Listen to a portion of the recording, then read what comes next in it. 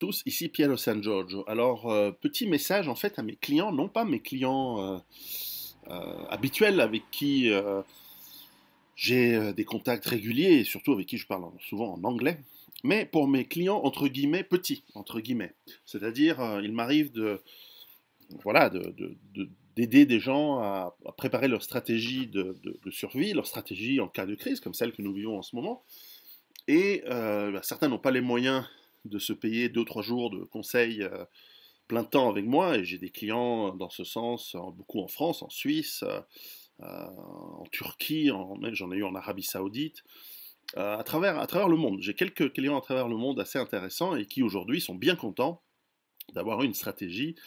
Aujourd'hui, c'est pas de la survie littérale, puisque à moins de choper le virus et d'avoir besoin de soins, c'est quand même assez rare statistiquement. En revanche, parce qu'il y a du confinement, nous sommes et eux sont également en train de tester qui est dans une belle ferme, qui est dans une grande villa, et avec un certain nombre de procédures, de nourriture, d'outils, de formation, et qui vont voir, et je suis en train de discuter avec beaucoup d'entre eux, qui sont en train de voir que voilà, qu'est-ce qui manque comme formation, qu'est-ce qui manque en termes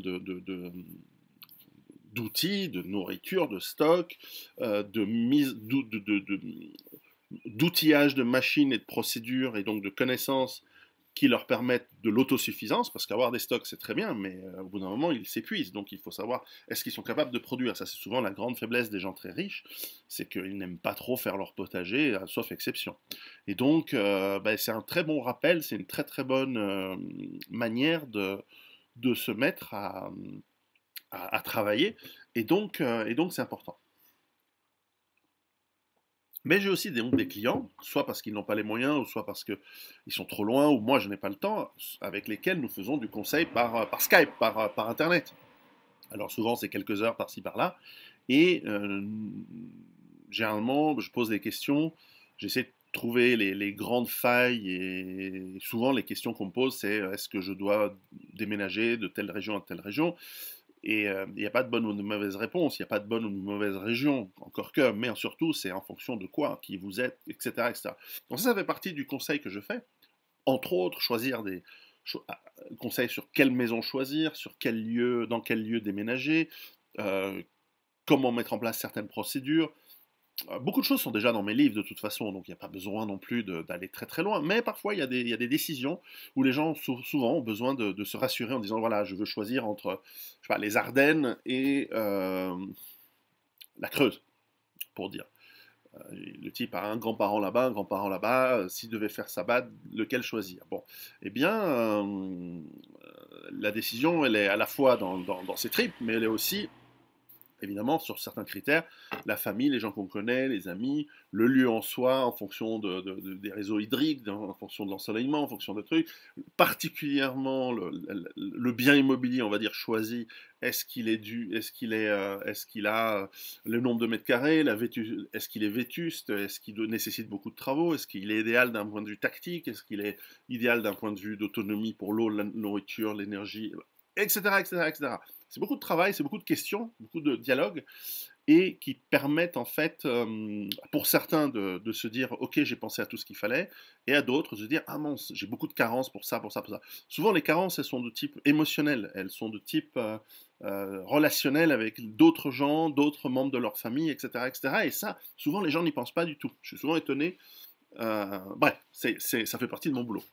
Et donc j'ai un message pour entre guillemets, mes petits clients, ou les gens qui ne seraient pas encore clients, qui ne viendraient pas encore chez moi pour justement ce travail. C'est que vraiment profiter de cette crise pour noter tout ce qui fonctionne et tout ce qui ne fonctionne pas. Tout ce que vous pensez avoir fait qui était bien, tout ce que vous pensez avoir oublié de faire ou que vous n'avez pas fait. C'est le moment de se tester. Alors aujourd'hui, nous avons de la chance, il n'y a pas de violence, il y a de l'électricité, il y a de l'eau courante, il y a encore de la nourriture dans les supermarchés où on peut y aller de temps en temps. Ça n'a rien à voir avec une très grosse crise, c'est une petite crise. Alors certes, il y a des morts en plus de la moyenne, mais très peu, hein, par rapport à évidemment le virus. Et certes, il faut jouer le jeu du confinement, et il faut essayer de ne pas amener ce virus aux gens qu'on aime bien, évidemment, et même aux gens tout court. Mais, mais c'est le moment de tester énormément de ces procédures que vous avez mis en place, que nous avons mis en place, Pour certains qui voulaient acheter une maison, peut-être c'est le moment de le faire parce que l'immobilier est en crise en ce moment. Mais combien de temps? Parce que d'un côté, les, euh, les prix sont en train de baisser, c'est sûr, il va y avoir une crise immobilière. Mais d'un autre côté, c'est surtout des citadins qui vont peut-être se dire, faudrait, la bonne leçon de cette crise, c'est d'aller dans la campagne. Donc c'est peut-être le moment d'acheter votre BAD dans les Ardennes ou en Creuse ou au Tessin ou en Argentine ou ailleurs. C'est le moment de faire cet achat parce que les gens ils vont se rendre compte que peut-être que ce serait quand même bien d'aller vivre à la campagne. Alors évidemment, en ce moment même, c'est difficile de faire ces transactions, ces achats et même un déménagement. Je connais des gens qui étaient en train de déménager pour aller dans leur BAD une semaine avant le confinement. Et ils attendaient justement encore une ou deux semaines que les transporteurs, le déménageur arrive. Ils étaient dans les cartons. Et paf, le confinement arrive, ils ne peuvent plus déménager. Et donc, ils sont dans les cartons pendant un mois. Bon, ça fait partie aussi de la vie, ça fait partie des histoires qu'on racontera à nos petits-enfants, enfin qu'ils raconteront à leurs petits-enfants. Enfin, voilà, moi aussi j'ai des trucs en cours et qui se sont arrêtés net. Voilà, bah, c'est comme ça. C'est comme ça, il y a plein de gens qui ont leurs meubles, alors imaginez les gens qui ont leurs meubles dans des containers, et ils étaient en train de déménager pendant le confinement, maintenant les containers sont arrêtés dans un port où il y a personne, quelque part, et eux ils peuvent pas se déplacer, ils sont à l'hôtel pendant un mois, 2 mois, ils vont se ruiner, il y a tout ce genre de scénario assez cocasse. Il y aura des films hein, sur toutes ces situations, il va y avoir des histoires assez drôles. Allez voir sur mon Patreon, je suis en train de faire une série de vidéos sur après le virus et sur ce que je pense être les conséquences de ce virus. Je mettrai le lien sous la vidéo.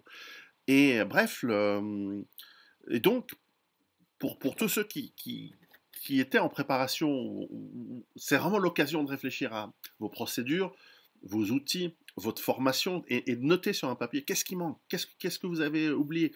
Ah ben, et puis pour tous les gens, ça fait des années que je dis aux gens, achetez-vous un fusil de chasse, est-ce que vous l'avez fait? Beaucoup l'ont pas fait. Et donc, vous dire, voilà, ce qu'il faut faire maintenant, c'est, voilà, passer mon permis de chasse, aller faire ceci, acheter tel outil, faire la formation qui va avec. Peut-être que, voilà, et pour chaque, par exemple, je pensais à l'énergie, pour produire de l'électricité. Alors, produire de l'électricité, pourquoi? Ici, on a des panneaux solaires pour toute la maison, mais en plus, on a des systèmes plus petits pour recharger des batteries, pour recharger la batterie de la bagnole, pour faire plein de choses. Et vous pouvez commencer par. Moi, j'ai fait l'inverse. J'ai commencé par le gros truc, le gros chantier, il y a une dizaine d'années, bien plus. Et ensuite, petit à petit, j'ai pris des systèmes plus petits, plus portables, pour des choses plus petites. Mais vous pouvez faire l'inverse. C'est aussi une question de moyens. Vous pouvez commencer par d'abord, est-ce que vous êtes capable de recharger toutes vos batteries? Oui. Alors, un petit panneau solaire. Ensuite, des panneaux solaires toujours transportables, mais un petit peu plus puissants, pour charger des lampes, etc. Et puis plus tard, des systèmes qui peuvent, avec des batteries, qui peuvent faire fonctionner vos machines à laver, vos systèmes électriques de la maison, et ce qui vous fera d'ailleurs réfléchir à tout ce qui est pas nécessaire. Vous n'avez pas besoin de faire fonctionner tout simultanément dans une maison, dans votre base autonome durable, dans votre ferme. Vous pouvez aller par étapes et par choses. Et donc vous pouvez commencer aussi pour le reste. Vous commencez petit dans votre petit potager, ça peut être sur votre balcon. Il y a aujourd'hui, alors aujourd'hui vous ne pouvez pas aller dans les jardineries en acheter, c'est comme ça. C'est débile, mais il fallait y penser avant. Vous utilisez des bacs. Vous savez, il y a des gens, c'est mon cas, je suis en train de faire des semis dans des, dans des boîtes pour les œufs, parce que j'en ai plein. Je les retourne des deux côtés, je remplis un petit peu de terre, et c'est là où je mets les graines, et c'est des petits semis. Très vite, il faudra les mettre dans des pots un peu plus grands, mais ça se fait, ça se travaille. Et donc, toute cette logique de je prépare, et je commence petit, etc., vous allez devoir y réfléchir et le faire. Et c'est dans cette crise que vous testez ce qui fonctionnait, ce qui ne fonctionnait pas. Nous avons, d'un certain point de vue, la chance que cette crise est au printemps. Elle était en fin de l'hiver, début printemps. Et donc, nous avons, si ça s'arrête bientôt, nous avons encore le temps de travailler notre potager parce qu'il y a encore mai, juin, juillet, et puis c'est l'été. Mais cette crise est intéressante. Si cette crise avait été l'été euh, ou l'automne, nous allions entrer dans d'abord le noir de l'hiver, en tout cas dans l'hémisphère nord, dans les journées un peu plus sombres, plus déprimantes. Là, en fait, les jours se rallongent, donc il y a un côté physiologiquement optimiste chez l'être humain au printemps, en tout cas dans les êtres humains adaptés au climat tempéré et avec des saisons du nord, pas les autres s'en foutent de ça. mais physiologiquement, hein, c'est la culture un petit peu, mais c'est physiologique. Et donc, on a cette capacité qui est positive en ce moment, au printemps. Donc, on a des idées, voilà, moi je me réveille tous les matins avec voilà, tiens, un moineau qui vient de passer, et avec le sifflement et les chants des oiseaux. Et donc c'est formidable. Nous avons la possibilité maintenant d'utiliser cette crise comme un entraînement. Ce ne serait déjà pas la même chose en hiver, en automne et en hiver. Et puis, si la crise était vraiment sérieuse ou devenir sérieuse, bah, cet entraînement, il nous apprend. Ou il nous apprend pour la prochaine, qui sera inévitable, hein, il y en aura une prochaine, plus grande, plus lourde. Donc bref, il y a toutes ces réflexions que vous pouvez mettre en place et je vous encourage à prendre un calepin, un stylo et de noter qu'est-ce qui manque, qu'est-ce que je dois faire, tel outil fonctionne pas, tel outil fonctionne bien, il m'en faudrait deux parce que s'il y en a un qui casse, comment je fais, et ainsi de suite, et ainsi de suite, et ainsi de suite. Bref, vous savez où me trouver, vous savez quoi faire, et je pense que c'est une opportunité assez unique que nous traversons et il faut vraiment la prendre pour ce qu'elle est, c'est-à-dire vraiment cette opportunité de nous améliorer, de tester nos préparatifs et d'aller plus loin. À très bientôt et préparez-vous.